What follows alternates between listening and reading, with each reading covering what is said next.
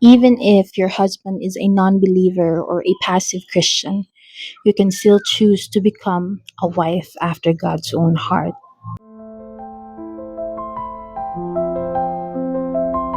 A few weeks ago, I finished reading A Wife After God's Own Heart by Elizabeth George, 12 Things That Really Matter in Your Marriage. And I've been so blessed by this book. I've been so encouraged, and I've learned so much about my role as a wife and God's design for marriage. And I want to pass on this blessing to you, my dear fellow faith wife, through this video. I am blessed to be married to a husband who loves and follows Jesus, and a big part of why I can keep pursuing my role as a wife is the godly leadership and example of my husband. But I've known and heard of many women who struggle in this part of their marriage because their husbands are either non-believers or passive Christians. And if you're one of these lovely women, I want to encourage you to not give up on your husband, not give up on your marriage and your family. Take heart and do these things instead. So before we continue with the specifics, I want to clarify this important thing first, as also pointed out in the book.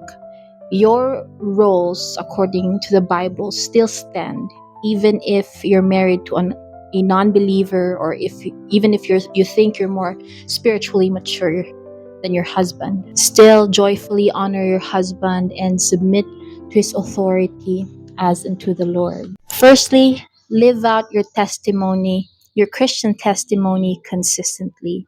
So as a wife after God's own heart, you have to be committed to growing in the Lord, growing in your relationship with Him, growing in your spiritual walk with Him in prayer and personal Bible study.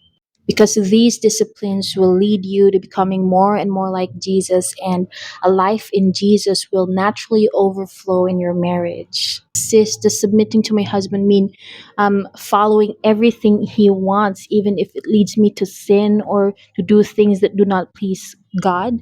No, it isn't. Remember, you are God's beloved first.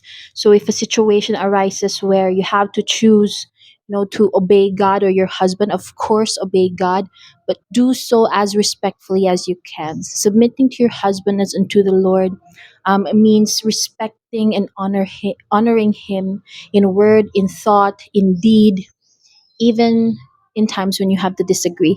Please don't breed bitterness in your heart towards your husband by fixating on the things that he isn't doing but should be doing.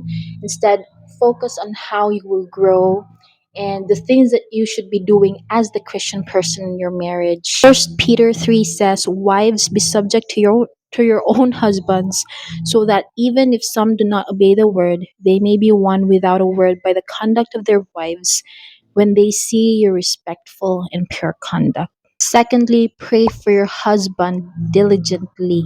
A wife after God's own heart is a praying wife. We know prayer is powerful and it avails as much as it could change the situation or the people around you. It first changes you, your heart, your attitudes, your thoughts. The first thing that you have to be praying for your unbelieving husband is, of course, his salvation and his sanctification. That's the most important thing, and honestly, that's the only thing that would matter eternally. So, praying for your husband diligently does not mean to only praying for him when you feel like it or when times are good, but it means being committed to praying for him at all times and making it your priority. Dear Christian wife, it's never your job to save your husband or to even try to change him, because that's only something God can do. That's why it's so important to make prayer as your anchor and to keep your communication with God open. Your job as a wife is to minister to your husband, to live in a Christ-like manner that encourages your husband to seek Jesus and to love, support, and respect him. Thirdly, love your husband lavishly. I learned this from my husband, and he says that love is lavish, meaning it's extravagant. And I don't mean that in a material or monetary way. It means giving your best, giving your excellence, not just leftovers, not leftover time, not leftover energy or leftover affection, but it means you're prioritizing your husband and your marriage in every way, in every area, at all times. It means loving him wholeheartedly and not withholding any good thing from him. If you love your husband lavishly, all the other good things will follow. You can respect him and honor him. You can joyfully serve him and put his best interests at heart, even above yours. Lastly, and I'd say this is the most important, is to invite him openly to Jesus, to the faith that you have. I just want to encourage you to stay faithful to the ministry of being your husband's wife. I could only imagine, the struggle that you face every day, and maybe, the deep longing to be led by your husband spiritually, to have the same convictions, to minister together, and to have the same spiritual direction. But I pray that God will give you the grace and the wisdom on how to live out a life that encourages your husband to seek Jesus for himself. And again, please don't breed bitterness in your heart towards your husband, because I know it could be a struggle to be bitter towards your husband, especially if you see, and if you are fixated on the things that he isn't doing but should be doing, like spiritual leadership. But give your husband grace if that's where he's at right now, and cling to the promises of God.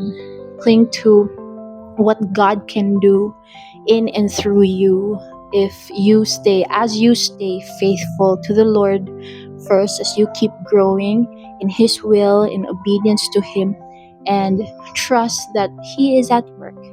He is at work in your husband's heart, in your husband's life, in your marriage, in your family.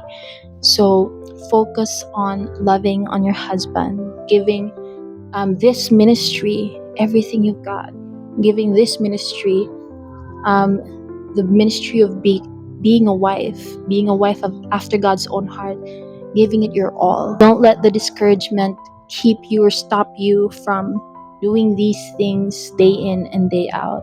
God sees, God honors your faith, and he isn't forgetting you. Also, don't put the pressure on yourself to save your husband, as I've already said. No one can do that, only God can. But focus on what you can do, which is being faithful to the Lord, to your husband and your marriage. I hope that this encourages you, and I hope that God will turn things around in your marriage, in your family life, as you keep seeking him. Thank you for being here. See you in the next one.